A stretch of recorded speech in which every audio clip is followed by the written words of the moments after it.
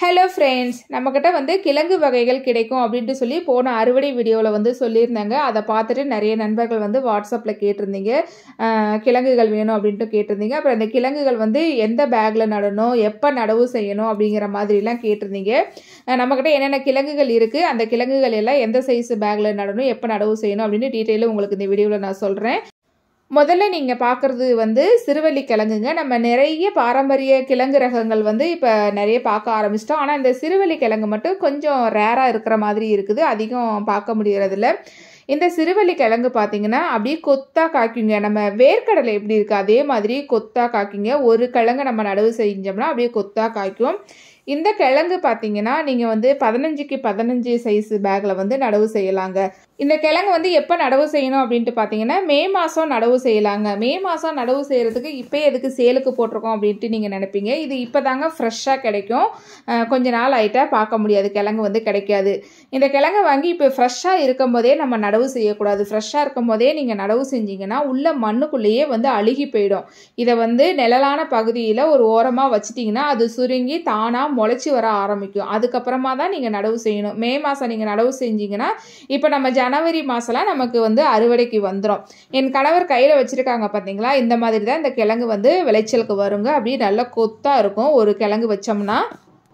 அடுத்து நீங்கள் பார்க்குறது வந்து ஆட்டுக்கொம்பு காவலி கிழங்குன்ட்டு சொல்லுவாங்க. அந்த கிழங்கு பார்க்குறதுக்கு ஆட்டுக்கொம்பு மாதிரி இருக்கும். நான் கையில் வச்சுருக்கேன் பார்த்தீங்களா, ஆட்டுக்கொம்பு மாதிரியே இருக்குது பாருங்கள். இது வந்து கொடியில் காய்க்கிறது. முன்னாடி நம்ம சிறுவள்ளி கிழங்கு வந்து மண்ணுக்குள்ளே வந்து காய்க்கும், இது வந்து கொடியில் வந்து காய்க்குங்க.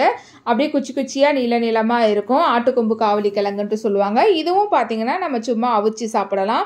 இது வந்து நல்லா பெரிய சைஸ் பேக்கில் வந்து போட்டு விட்டுருங்க. இது வந்து நல்லா கொடி நிறைய படர்ந்து போகுங்கிறனால ஒரு 18க்கு 18 சைஸ் பேக் இருக்கு இல்லைங்களா, அதில் வந்து நீங்கள் போட்டு விட்டிக்கிட்டிங்கன்னா நல்ல ஈல்டு வந்து கிடைக்கும். தரையிலலாம் போட்டிங்கன்னா ஈல்டு செம்மையாக எடுக்கலாங்க. நம்ம தோட்டத்தில் நடவு செய்யலை, இந்த வருஷம் தான் நான் நடவு செய்யலாம் அப்படின்ட்டு இருக்கேன் காட்டுக்கொம்பு காவலி கிழங்கு. அடுத்து நீங்கள் பார்க்குறது வந்து ராசவள்ளி கிழங்குன்ட்டு சொல்லுவாங்க, வெற்றிலை வள்ளி கிழங்குன்ட்டு சொல்லுவாங்க. ஊருக்கு ஊர் ஒரு பேர் இருக்குதுங்க.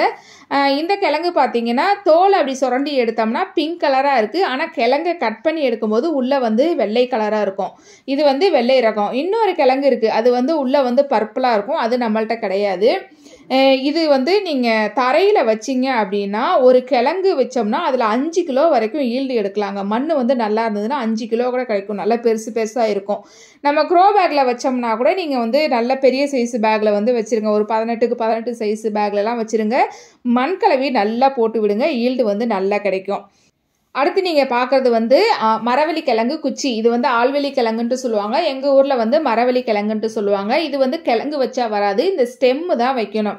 இந்த மரவள்ளி கிழங்குலேயே பார்த்தீங்கன்னா நிறைய வெரைட்டி இருக்குது. சாப்பிட்றதுக்குன்னு தனியாக வெரைட்டி இருக்குது. அப்புறம் சில வெரைட்டி பார்த்தீங்கன்னா நேரடியாக ஃபேக்ட்ரிக்கு போகிறதும் இருக்குதுங்க. நம்ம சாப்பிட்ற ரகமாக பார்த்து தான் ரெடி பண்ணி வச்சுருக்கோம். இந்த கிழங்கு வந்து நம்ம சும்மா அவிச்சும் சாப்பிடலாம், சிப்ஸு போட்டும் சாப்பிடலாம்.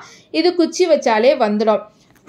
இந்த இலையோட தண்டு பகுதி கார்னர்லாம் பார்த்தீங்கன்னா அப்படியே ரோஸ் கலரில் இருக்கும். அந்த இலையோட தண்டு பகுதியும் பார்த்தீங்கன்னா ரோஸ் கலரில் இருக்குங்க. இது குங்குமப்பூ ரோஸ் அப்படின்ட்டு சொல்லுவாங்க இந்த கிழங்குக்கு. இந்த கிழங்கு வந்து எந்த சைஸ் பேக்கில் நம்ம நடவு செய்யலாம் அப்படின்ட்டு பார்த்தீங்கன்னா அகலம் வந்து நல்லா 18 இன்ச்சு இருக்கிற மாதிரி பார்த்துக்குங்க. உயரம் வந்து 15 இருக்கலாம், இல்லை 18க்கு 18 சைஸ் பேக்கு கூட நீங்கள் எடுத்துக்குங்க. நல்லா வந்து ஈல்டு கிடைக்கும். மண் கலவை மட்டும் கொஞ்சம் நல்லா தரமானதாக ரெடி பண்ணி போடுங்க. குச்சி வாங்கி உடனே வச்சிடணும், ரொம்ப நாள் வச்சிடக்கூடாது. அடுத்து பார்த்தீங்கன்னா ஆல்ரெடி எல்லாருக்கும் தெரிஞ்ச கொடி உருளை, இதுவும் நம்மக்கிட்ட அவைலபிளாக இருக்குது. இந்த கிழங்கு வந்து இப்போ ஃப்ரெஷ்ஷாக இருக்குது. இதுவும் வந்து இப்போ உடனே நடவு செய்யக்கூடாது, இது சுருங்கி முளைப்பு திறன் வரும். இதுவும் முளைச்சி வந்ததுக்கப்புறம் நீங்கள் வந்து நடவு செய்யலாம். மே மாதம் நடவு செஞ்சால் கரெக்டாக இருக்கும். அது வரைக்கும் டைம் எடுத்துக்கும் அது முளைச்சி வர்றதுக்கு, அப்போ நடவு செய்யுங்க.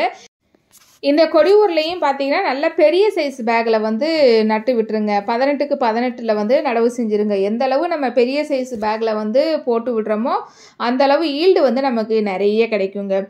நம்மக்கிட்ட வந்து கொடியில் காய்க்கிற கிழங்கு வகைகள் எதுன்ட்டு பார்த்தீங்கன்னா இந்த கொடி உருளை, அப்புறம் ஆட்டுக்கொம்பு காவலி கிழங்கு, மற்றது எல்லாமே மண்ணுக்குள்ளே விளையிறது.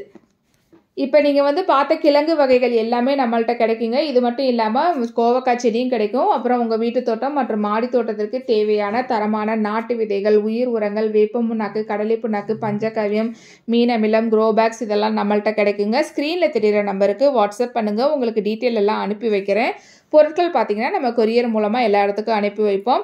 ஓகே ஃப்ரெண்ட்ஸ், இன்றைக்கி வந்து இந்த வீடியோ பார்த்தீங்க. அடுத்த வீடியோ ஒரு அறுவடை வீடியோவில் சந்திப்போம். ஒரு பெரிய அறுவடை வீடியோவில் சந்திப்போம். நன்றி. Happy gardening.